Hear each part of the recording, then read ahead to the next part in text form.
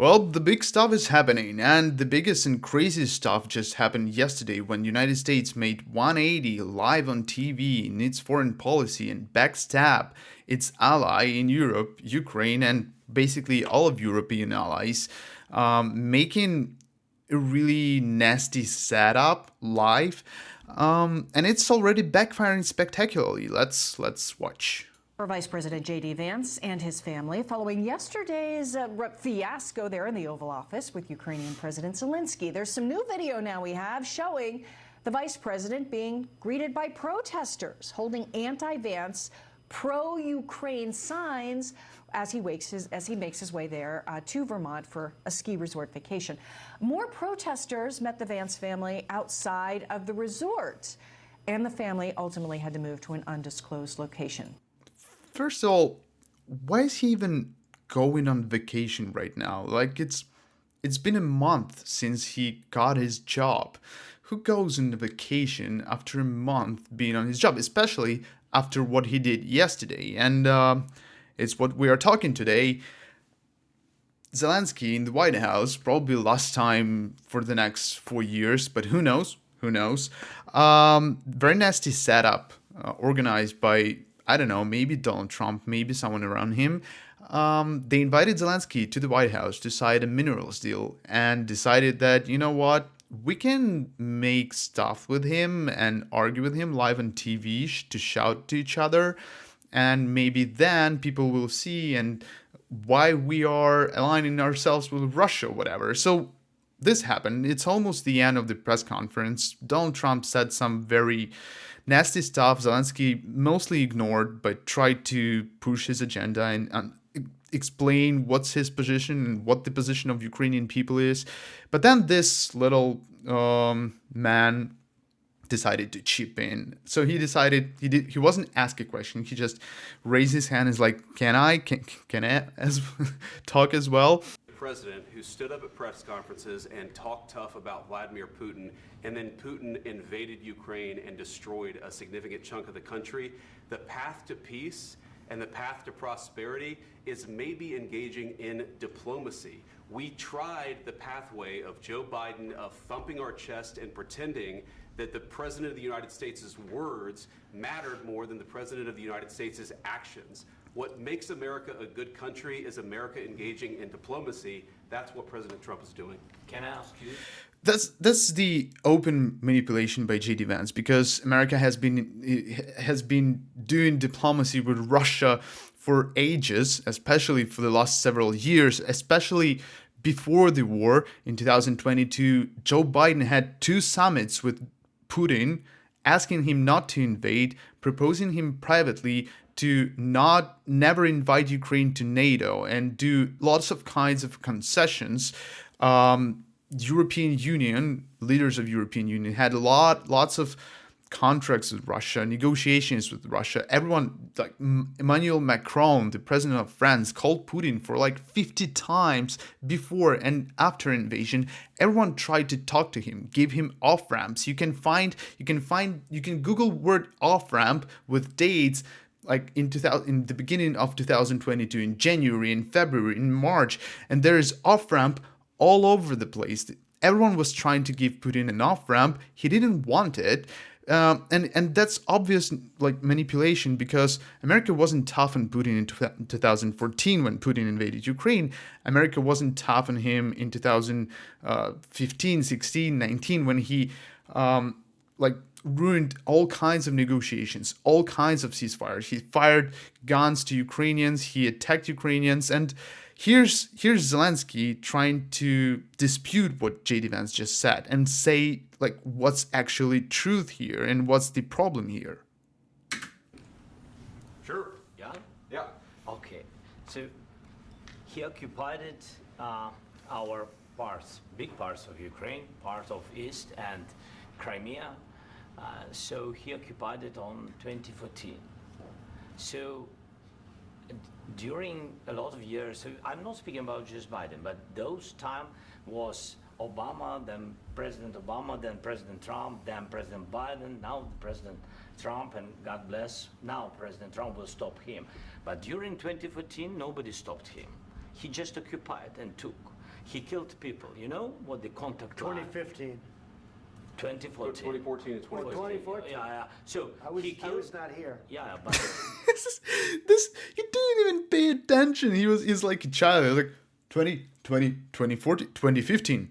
I wasn't here. Like it's not about you, dude. Just yeah, but like he doesn't even care. He's just like that. Oh, he just wants it to end as quickly as possible. But anyway, Exactly right. yes, but during 2014 till 2022, yeah, the situation the same. The people are been dying on the contact line.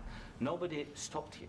You know that we had conversations with him, a lot of conversation, my bilateral conversation, and we signed with him, me, like a new president. In 2019, I signed with him the deal. I signed with him, Macron and Merkel, we signed ceasefire. Ceasefire. All of them told me that he will never go. We signed him with gas contract. Gas contract. Yes, but after that, he broken this ceasefire. He killed our people and he didn't exchange prisoners. We signed the exchange of prisoners, but he didn't do it. What kind of diplomacy, JD, you are speaking about? What do you mean?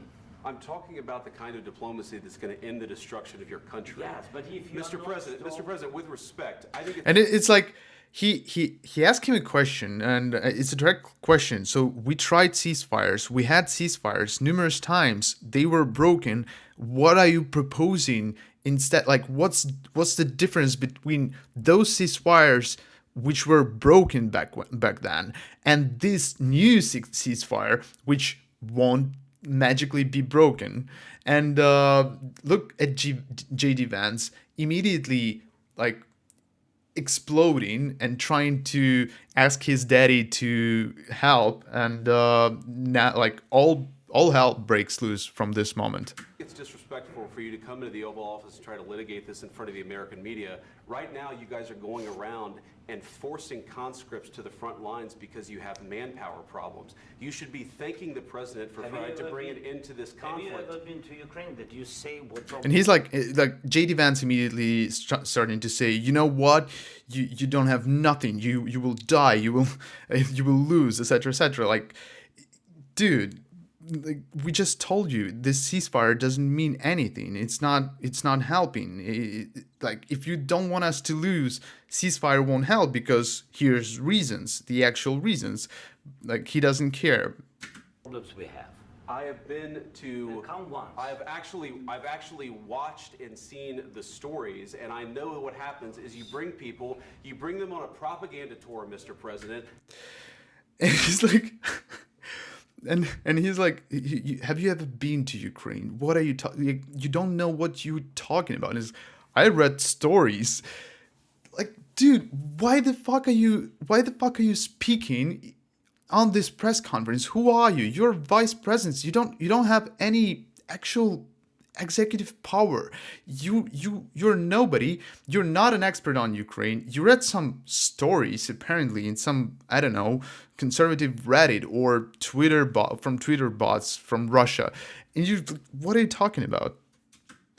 Do you disagree that you've had problems bringing people into your military? We have problems. And do you think that it's respectful answer. to come to the Oval Office of the United States of America and attack the administration that is trying to prevent the destruction of your country? And he already saying that he attacking the administration, which Zelenskyy did not do, was respectful throughout the whole press conference. It's 43rd minute of the press conference. Zelenskyy was nothing but respectful, and he actually respectfully asked if he can reply to JD Vance, and replied and asked him like, what are you proposing? It's not disrespectful. A lot of questions. Let's start from the beginning. Sure. First of all, during the war, everybody has problems. Even you, but you have nice ocean and don't feel now, but you will feel it in the future. God bless. You don't know that. God bless. You don't God know bless. You will not. Now Trump is triggered. Trump just wants to go home. He doesn't want this to continue at all, but he's triggered so much because Zelenskyy said that you have ocean and now you're like safe, but you're gonna feel the war. Don't tell us what we're going to feel. We're trying to solve a problem. Don't tell us what we're going to feel. I'm not telling you. Because I'm you're in no answering on this position to question. dictate that. That's Remember exactly what this. you're doing. I'm not You're dictating. in no position to dictate what we're going to feel. You We're will- going to feel very you will good. feel influenced. We're going to feel very I'm good and telling very you, strong. You will feel influenced. You're right now not in a very good position. You've allowed From the yourself very- to be in a from very the very bad position, beginning and of he the happens war. to be right about From the it. very beginning of the war. You're not Mr. in a good Brown, position. I was- And he's like, and he's just shouting at him. It doesn't like it's debates. Suddenly it's debates. It doesn't like matter what Zelenskyy said. He's just like he's trying to shout over him, shout some random stuff. You're not in the position, and he's trying to say to him that you're nothing without me. You're like you should be submissive in this meeting. You don't have the cards right now. With us, you start having not playing cards. cards. But right now, you don't. This is, and I don't know, this should go to some, I don't know, quotes websites. You're done. Zelenskyy is not playing cards here. He came because he needs security guarantees. And we'll probably... Very You're playing serious, cards. Mr. President. You're I'm playing very cards. serious. You're I'm gambling with the president lives in of war. millions of people. You think- You're gambling with World War III. what do you You're think about? gambling with What do you World think War about? III. And what you're doing is very disrespectful to the country, this country. I'm That's with back all to you. respect to your Far country. more than a lot of people said very they respect. should have. Have you said thank you once this A lot entire of meeting? times. No, in this Even entire meeting, today. have you said thank Even you? today. You went to Pennsylvania and campaigned for the opposition in October. Offer some words of appreciation for the United States you of speaking America about? and the president who's trying to save your country. Please, you think that if you will speak very loudly about the war, you He's can... not speaking loudly. He's not Yeah. speaking loudly. Your country's Can I- in big can I- trouble. can I Wait a answer? minute. No, Can you've I done a lot answer? of talking. Your country is in big trouble. I know. You're not I winning. know. You're not winning this. You have a damn We- good chance of we are coming out staying- okay because of Mr. us. President, we are staying in our country, staying strong from the very beginning of the war. We've been alone, and we are thankful. I said thanks You haven't in been this alone. cabinet, You and haven't not been only alone. in this We cabinet. gave you, through I this said stupid thank- president, $350 billion. You voted- We gave Now it's already $350 billion, which they even disproved themselves. It doesn't even matter. So like from this point, I won't continue with this shit show anymore. But from this moment, they just shout over Zelenskyy. They say all the nasty stuff, all the propaganda stuff they are coming about. But like that's not the point of this meeting. And like this meeting has been a setup from the get-go, and I'll explain right now why. So he came there for negotiations. He came here to talk to President Trump. He came here to explain Ukraine's position and explain what security guarantees mean and what security guarantees Ukraine needs. Instead of negotiations behind closed doors, they put him to the cameras, like instantly. They put him before the cameras and start just saying some random, very nasty stuff about Ukraine, about Zelenskyy, about Joe Biden, about how Ukraine is losing war, etc., etc. This might have been on purpose, or they just decided to make it into a shouting match on the go. It doesn't matter. The decorum was broken like from the get-go. Some random dudes, the fucking boyfriend of Marjorie Taylor Greene, was trying to humiliate Zelenskyy about his suit, about his the clothes he's wearing. By the way, like, have you seen how Marjorie Taylor Greene boyfriend looks? Google it. I won't show it. It's this video is not meant for that. I don't want to get banned. But the truth is, this whole trip was a setup. Either they wanted just him to sit there and to legitimize their lies and their pro-Russian propaganda, which they were saying for during these months, and which was already backfiring at them in ratings, backfiring at them in Congress, or like if Zelenskyy was not that submissive, they decided to just make it in a shouting match and say, "Hey, look at him. He doesn't want peace. He's not reliable negotiator. We cannot talk with him because you see he talks stuff. He talks different stuff from us." That's what that was a premise from the get-go. And the most important, they didn't actually schedule any talks. It was just press, sign in, and that's it. So they wanted to get Zelenskyy there, make him sign this shameful minerals deal, which basically means the United States gets resources from Ukraine and doesn't give anything in exchange for that, and make Zelenskyy sign eventually and very soon a simple ceasefire. And the problem with simple ceasefire is that it doesn't work. As Zelenskyy said, Russia breaks ceasefires. It's what they do. Simple ceasefires don't work if Russia can break them, because it's not Russian aim to observe ceasefire or whatever. It's Russian aim to conquer whole of Ukraine. And if ceasefire happens, Ukraine weakens, and then Russia can take a month or 2 months. Russia can continue attacking Ukraine with rockets, ballistic rockets or Shaheds, and nobody will do anything. Trump won't say a word. Ukraine will be screaming like, look at them, they're breaking ceasefire. Nobody will speak anything. Russia will do these little things, sabotaging Ukraine, sabotaging Ukrainian politics, sabotaging Ukrainian civil life, and preparing their troops for new invasion. They spent numerous resources for last year to attack Ukraine as much as possible because they knew there's gonna be a ceasefire. They wanted to push Ukraine as much as possible to get a ceasefire, to get a break, maybe harass Ukraine a little bit, and then attack again when Ukraine gets weaker. And Ukraine would get weaker with a ceasefire. What Zelenskyy asked is just security guarantees. We need something. We need some troops on the ground. We need some closed sky, like by NATO airplanes and NATO Patriots. You don't want to get your troops into Ukraine? Okay, give us weapons so we can barricade there, build trenches and trench ourselves, and make sure Russia won't have any chance to attack again, and also like help us to pay our troops.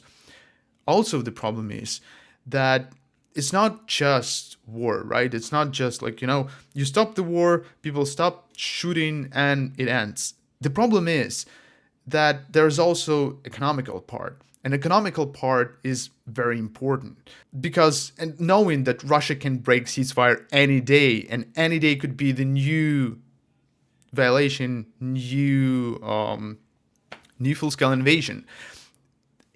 This is about whole of Ukraine.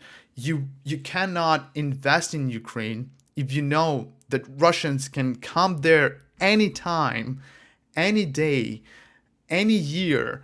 They can decide, you know what, we're ready to do this again. We're ready to invade again. No sane person will bring money to Ukraine. No sane person, even in Ukraine, will invest and make business and build plants and build offices and invest in people there and build universities or whatever. No sane person will invest in this country if people know any day this country can end. This is the point. Ceasefire without security guarantees is basically a death sentence. It's just delayed in time. And that's what Zelenskyy was trying to convey. That's what Zelenskyy was trying to, this is the message he's trying to give the world, right?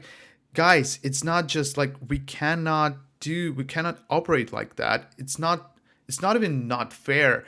This is about survival of the nation. Yes, you can make this you can delay this genocide a year or 2 or 5, but for Zelenskyy it doesn't matter. It's his country, it's his people, and it doesn't matter if it's like in a week or in a year or in 10 years. If it's like slowly dying, depressively dying, it just doesn't make any sense. And that's what Russia is actually. That's what Russia actually wanting. This Donald Trump is executing Russian will, and the biggest irony here is that people who preach about diplomacy and how they can stop wars with words couldn't even press Zelenskyy into signing some mineral deal and have a normal press briefing. What, like you're saying you can fix stuff with words when you cannot even fix your fucking press conference in your own house. And apparently for them, the deal is like when you backstab your friends and suck your enemy's cock or whatever. So yeah, the thing is big fire and spectacularly. Volodymyr Zelenskyy is immediately got a lot of support from whole Europe, from leaders of most countries in Europe and not even in Europe. He's getting all of that. He's replying with thank you to everyone. And Volodymyr Zelenskyy is in the United Kingdom right now, and there will be a big meeting of European leaders, and it is time for European leaders to step up and to understand that it's not the United States you had before. They are now aligned with Russia, with China, probably with Iran sometime, with North Korea apparently. You have to get your own shit together. You have to get your own army. You have to get your own, production, military. And by the way, even though United States is halting military aid to Ukraine, you, American people, or whoever is watching this, still can donate and help Ukraine protect itself. When the United States halted aid for 6 months back then, when Republicans blocked Ukraine support in Congress, FPV drones actually saved Ukrainian lives and saved Ukrainian frontline, and it's one of the main means of Ukrainians for the battlefield right now. And here's the great foundation of Serhiy STERNENKA. You can find. I will add all the details in the description of this video. And you can donate in cryptocurrency. You can donate in euros, in dollars, whichever way you want. It's very easy, and every dollar counts and every euro counts. So please be kind. In these hard times, it is extremely important for us to get support, even though the official military support is in question or in shambles or whatever. Thank you very much, and see you sometime in the future.